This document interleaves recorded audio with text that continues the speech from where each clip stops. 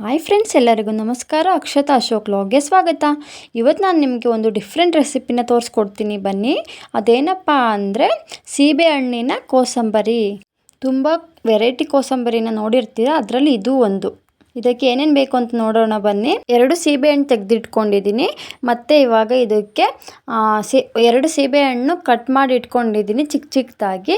ಮತ್ತು ಇದಕ್ಕೆ ಒಂದು ಅರ್ಧ ಕಪ್ ಆಗುವಷ್ಟು ತೆಂಗಿನಕಾಯಿ ತುರಿನ ತುರಿದು ಇಟ್ಕೊಂಡಿದ್ದೀನಿ. ನೋಡಿ ಯಾವ ರೀತಿ ತುರಿದು ಇಟ್ಕೊಂಡಿದ್ದೀನಿ ಅಂತ. ಮತ್ತು ಇದಕ್ಕೆ ಅಚ್ಕಾರದ ಪುಡಿ, ಇದು ಮನೆಯಲ್ಲೇ ಮಾಡಿರೋವಂಥ ಅಚ್ಕಾರದ ಪುಡಿ. ಮತ್ತು ರುಚಿಗೆ ತಕ್ಕಷ್ಟು ಉಪ್ಪು ತೆಗೆದಿಟ್ಕೊಂಡಿದ್ದೀನಿ. ಮತ್ತು ಇದಕ್ಕೆ ಪೊಮೊಗ್ರೆನೇಟ್ ಅಂದರೆ ದಾಳಿಂಬೆ ಹಣ್ಣನ್ನ ಬಿಡಿಸಿಟ್ಕೊಂಡಿದ್ದೀನಿ. ಮತ್ತು ಇದಕ್ಕೆ ಬ್ಲ್ಯಾಕ್ ಪೆಪ್ಪರ್ ಪೌಡ್ರು ಅಂದರೆ ಮೆಣಸಿನ ಪೌಡರ್. ಮತ್ತು ಇದಕ್ಕೆ ಒಂದು ನಿಂಬೆಹಣ್ಣು ತೆಗೆದಿಟ್ಕೊಂಡಿದ್ದೀನಿ. ಮತ್ತು ಕೊತ್ತಂಬರಿ ಸೊಪ್ಪನ್ನ ಸಣ್ಣದಾಗಿ ಕಟ್ ಮಾಡಿ ಇಟ್ಕೊಂಡಿದ್ದೀನಿ. ಮತ್ತು ಇವಾಗ ಹೇಗೆ ಮಾಡೋದು ಅಂತ ನೋಡೋಣ ಬನ್ನಿ. ಮತ್ತು ಇದು ಶುಗರ್ ಪೇಷಂಟ್ ಇರ್ತಾರಲ್ಲ, ಅವರಿಗೆ ತುಂಬ ಹೆಲ್ದಿ ಫುಡ್ ಅಂತಲೇ ಹೇಳ್ಬೋದು. ಮತ್ತು ಈ ಹಣ್ಣನ್ನ ತುಂಬ ಹೆಸರುಗಳಿಂದ ಗುರುತಿಸ್ತಾರೆ. ಕೆಲವು ಕಡೆ ಚೇಪೆ ಹಣ್ಣು ಅಂತಾರೆ, ಕೆಲವು ಕಡೆ ಗೋವಾ ಅಂತಾರೆ. ನಮ್ಮ ಕಡೆ ಇದನ್ನು ಸೀಬೆ ಹಣ್ಣು ಅಂತ ಕರೀತಾರೆ. ಮತ್ತು ಇದನ್ನ ಹೇಗೆ ಮಾಡೋದು ಅಂತ ನೋಡೋಣ ಬನ್ನಿ. ಒಂದು ಬೌಲ್ಗೆ ನಾವು ಸಣ್ಣ ಸಣ್ಣದಾಗಿ ಕಟ್ ಮಾಡಿ ಇಟ್ಕೊಂಡಿದ್ವಲ್ಲ ಆ ಸೀಬೆ ಹಣ್ಣನ್ನ ಸೇರಿಸ್ಕೊತಿದ್ದೀನಿ. ಸೇರಿಸ್ಕೊಂಡು ಈ ಕಡೆ ದಾಳಿಂಬೆ ಬಿಡಿಸಿಟ್ಟಿದ್ವಲ್ಲ ಅದನ್ನು ಕೂಡ ಸೇರಿಸ್ಕೊಂಡು ಇವಾಗ ಇದಕ್ಕೇ ಒಂದು ಅರ್ಧ ಹೋಳು ಕಾಯಿ ತುರಿ ತುರಿದಿಟ್ಟಿದ್ವಲ್ಲ ಅದನ್ನು ಕೂಡ ಇವಾಗ ಸೇರಿಸ್ಕೊಳ್ಳಿ. ಮತ್ತು ಇವಾಗ ಇದಕ್ಕೆ ಸಣ್ಣದಾಗಿ ಹೆಚ್ಚಿಟ್ಕೊಂಡಿದ್ವಲ್ಲ ಕೊತ್ತಂಬರಿ ಸೊಪ್ಪು ಅದನ್ನು ಕೂಡ ಸೇರಿಸ್ಕೊಳ್ಳಿ.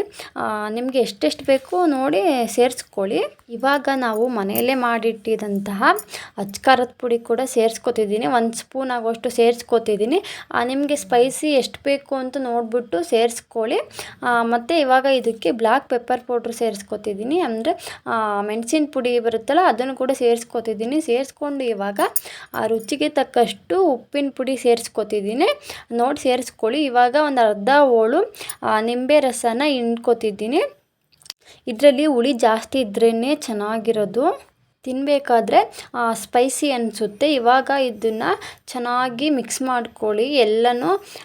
ಎಲ್ಲದಕ್ಕೂ ಹುಳಿ ಚೆನ್ನಾಗಿ ಇಟ್ಕೋಬೇಕು, ಆ ರೀತಿ ಚೆನ್ನಾಗಿ ಮಿಕ್ಸ್ ಮಾಡ್ಕೊಳ್ಳಿ. ಇದರಲ್ಲಿ ಫ್ರೆಂಡ್ಸ್ ರಿಚ್ ವಿಟಮಿನ್ ಇರುತ್ತೆ. ಇವಾಗ ಇದನ್ನು ಒಂದು ಬೌಲ್ಗೆ ಸರ್ವ್ ಮಾಡ್ಕೊಳ್ಳಿ. ನೋಡಿ ಯಾವ ರೀತಿ ಸರ್ವ್ ಮಾಡ್ಕೊಂಡಿದ್ದೀನಿ ಅಂತ. ನೋಡ್ತಿದ್ರೇ ಎಷ್ಟು ಚೆನ್ನಾಗಿ ಕಾಣಿಸ್ತಿದೆ ಅಂತ. ಇವಾಗಂತೂ ಸೀಬೆಹಣ್ಣಿನ ಸೀಸನ್, ಎಲ್ಲ ಕಡೆ ಸಿಗುತ್ತೆ. ಇದ್ರ ಮೇಲ್ಗಡೆ ಸ್ವಲ್ಪ ಕಾಯಿ ತುರಿ ಮತ್ತು ಕೊತ್ತಂಬರಿ ಸೊಪ್ಪನ್ನ ಹಂಗೆ ಉದುರಿಸ್ಕೊಂಡು ಒಂದು ಅರ್ಧ ನಿಂಬೆಹಣ್ಣು ಕೂಡ ಇಟ್ಕೊಳ್ಳಿ. ನೋಡ್ತಿದ್ದೀರಲ್ಲ ಫ್ರೆಂಡ್ಸ್ ಯಾವ ರೀತಿ ಬಂದಿದೆ ಅಂತ.